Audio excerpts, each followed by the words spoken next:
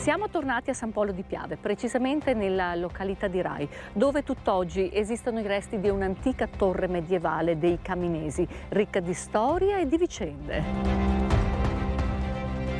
E naturalmente anche qui non potrà mancare il nostro viaggio nelle osterie.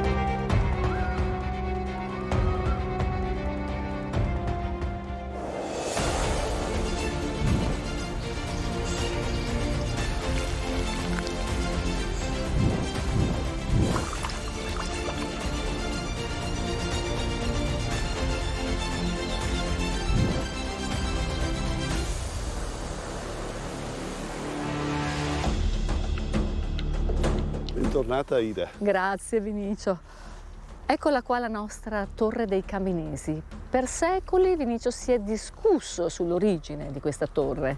Gli storici si sono equamente suddivisi sulle origini romane oppure medievali di questa torre. Solo di recente è stato ritrovato un fascicolo che riguarda un atto di un processo svoltosi a Treviso nel 1305 in cui la causa era proprio l'eredità della torre. Cosa succedeva in questa torre? Questa torre non è altro che l'abitazione di due sposi che per sicurezza, invece di essere sviluppata in orizzontale come si fa oggi, è sviluppata in verticale, 4 piani con un bel vedere sopra in cima alla torre. Sì, e in questo posto magico si parla di effetti speciali e difatti si racconta che nelle notti di plenilunio il diavolo, vedevano passare il diavolo da queste parti che appoggiava un piede sulla torre e l'altro lo appoggiava sul campanile della chiesetta del Carmine.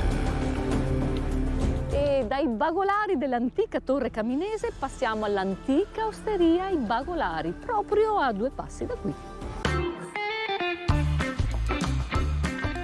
Eccola qua la nostra compagnia, con il signor Giancarlo Vettorello, proprietario dell'osteria Il Bagolaro.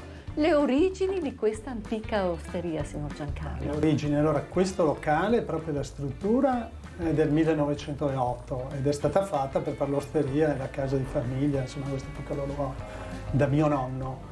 Però l'origine, diciamo, dell'attività, quello di cui siamo sicuri è che risale circa al 1850. Perché abbiamo una licenza di tabacchi austro-ungarica e quindi insomma prima dell'unità d'Italia in quegli anni lì.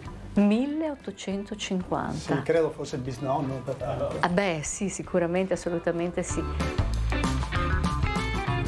Mi ricordo che qui si vendevano anche i pennini una volta, i pennini quelli più lunghi, quelli più corti, per scrivere. I quaderni per scrivere perché c'era la scuola elementare, no?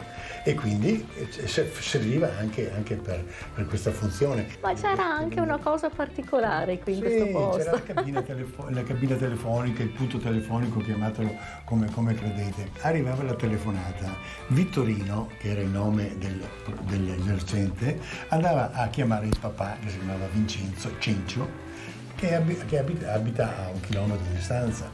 Allora Vittorino partiva in bicicletta, andava da Cencio. Quando arrivava a casa da Cencio, e Cencio non era a casa, era nei campi, aveva la voce Cencio, e Cencio arrivava a casa, da casa arrivava qua e qua riceveva poi la telefonata che era stata prenotata. Quindi per una telefonata che vuole circa un'oretta, insomma, una cosa del genere, di più, perché poi c'era anche l'attesa, insomma. Eccola la Doris con i nostri cicchetti, le nostre piccole porzioni. Allora, e qua questi qua cosa mangiamo? abbiamo il musetto Sì? col crane fresco a scaglie, le polpette, Buone ciò. E poi? i crostini con lo speck di Falcade. E qui questo tipo di vino? Il vino è un vino della zona, che è della cantina Bonotto, qua di Rai, un merlot molto buono.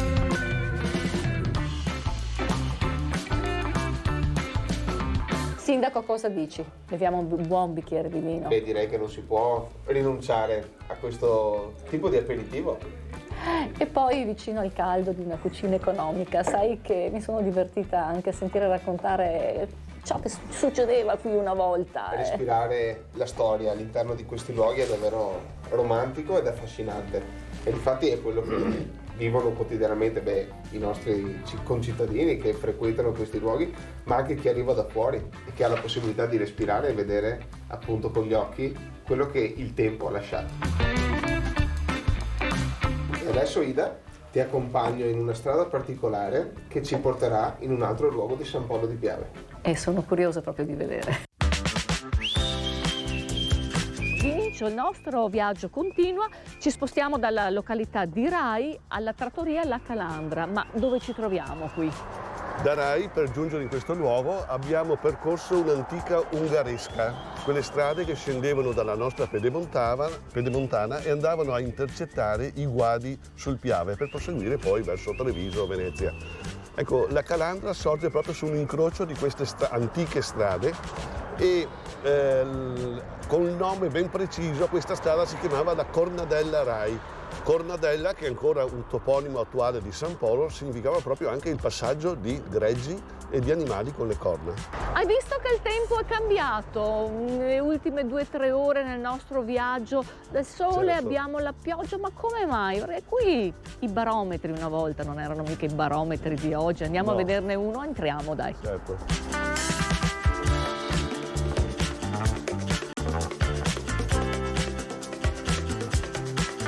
L'osteria racchiude, Vinicio, anche queste tradizioni popolari, come il barometro a corda. Certo, e dobbiamo dire che questa è una corda magica per darci tutte queste indicazioni che ravvivano l'ambiente e mantengono le tradizioni nella più schietta allegria dell'ambiente. Antiche sono anche le tradizioni per i nostri piatti popolari, diversi sicuramente da quello che ci hanno offerto nelle altre trattorie. Allora, siete curiosi? Andiamo a vedere. Benvenuta Ida. Oh, mamma Tanti sono mia, i piatti grazie. tradizionali del posto, ma io ve ne ho preparato due particolari, che non si mangiano tutti i giorni in tavola. E cosa ci fai assaporare oggi? Allora, oggi vi faccio assaggiare la lepre con la peverada e la mussa con la polenta, che non sono piatti molto... Cosa vuol dire la lepre con la peverada? La lepre peverada è preparata con una salsa particolare. Intanto bisogna mettere a marinare la lepre con tutti i suoi aromi, almeno una notte intera. E dopo la peverada è fatta con i fegatini, le salamelle, un po' di... La peverada sarebbe praticamente il contorno, sarebbe il sugo che viene... il sugo che condisce la lepre. E invece questo Invece tipo quella di piatto? è la mussa, è sempre uno spezzatino di mussa, una carne particolare. Questi erano i piatti che si mangiavano, si può volta. dire, una volta, piatti semplici ma Esatto. molto gustosi. E voi avete ripreso le antiche ricette di questa trattoria che veramente si perde nella notte dei tempi. Perfetto, grazie. Questo è sempre stato un luogo di passaggio dedicato al culto della chiesa di San Giorgio, ma anche luogo di aggregazione del borgo. Vero, sindaco? Sì, certo Ida. Questo è un luogo appunto, come hai detto giustamente, di aggregazione anche storica. Qui in questo borgo, nella borgata di San Giorgio, c'è una ricorrenza che dura ormai da più di 100 anni, che riguarda la festa di capifamiglia, che viene celebrata il giorno di San Martino, che è l'11 di novembre, e tutti i capifamiglia si riuniscono e pranzano insieme. Questa appunto deriva da una tradizione dell'antichità, quando appunto in queste aree c'era la mezzadria e quindi l'11 di novembre era la data della chiusura dell'anno agricolo. Ma cosa ci servirà all'Osteria Bonamaria? Sì, proprio questi prodotti di un tempo.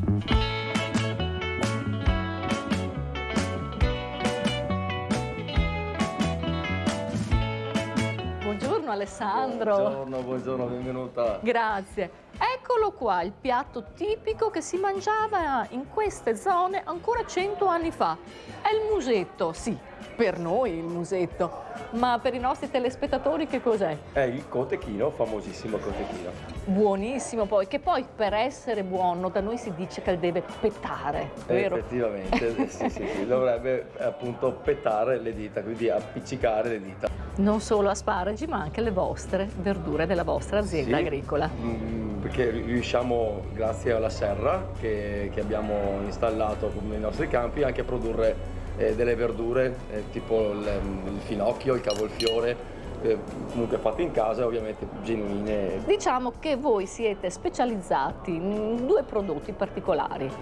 Un prodotto prettamente primaverile estivo e un prodotto prettamente invernale. Ma torniamo al musetto. Eccolo qua, che è il gadappetare.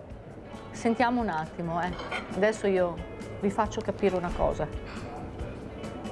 Che è buonissimo, ma mi manca qualcosa di piccante. Sindaco. Oh, ecco, ci eravamo dimenticati.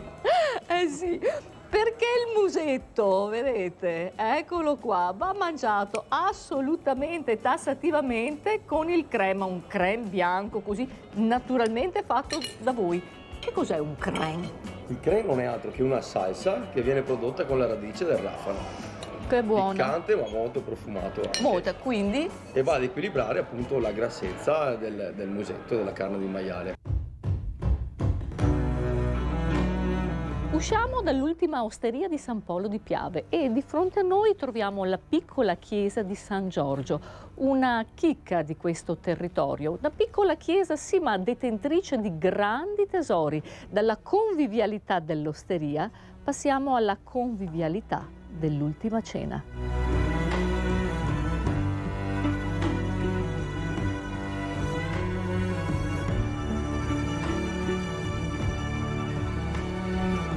Ci troviamo in un luogo di culto veramente molto, molto antico, probabilmente addirittura precristiano, vero Vinicio? Nel 1974, durante degli scavi all'esterno di questa chiesetta, fu ritrovato un sarcofago che gli archeologi hanno collocato tra la metà del III e la metà del IV secolo. Questo sarcofago restaurato è stato collocato come nuovo sostegno per l'altare nel momento della riforma liturgica nella quale il sacerdote si gira verso il popolo. Questo sarcofago probabilmente ci dice che questo è un luogo di culto precristiano e che è stato convertito poi al cristianesimo col diffondersi della nuova religione, soprattutto per preservare la sacralità dell'area cimiteriale esistente già allora all'intorno di questo sito.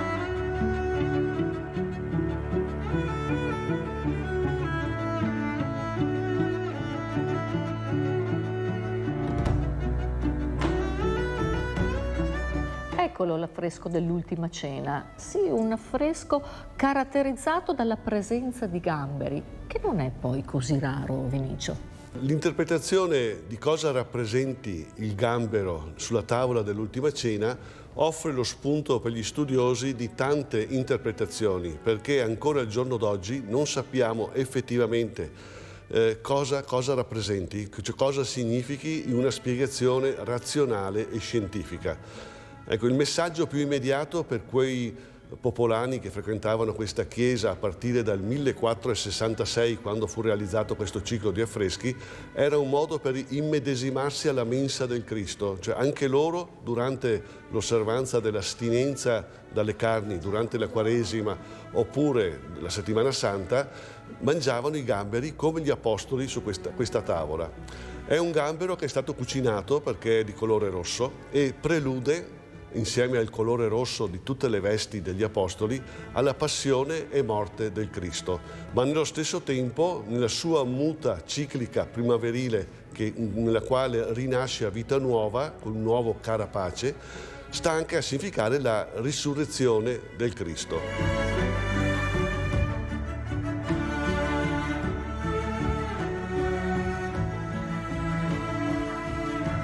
Storia, convivialità, arte, enogastronomia.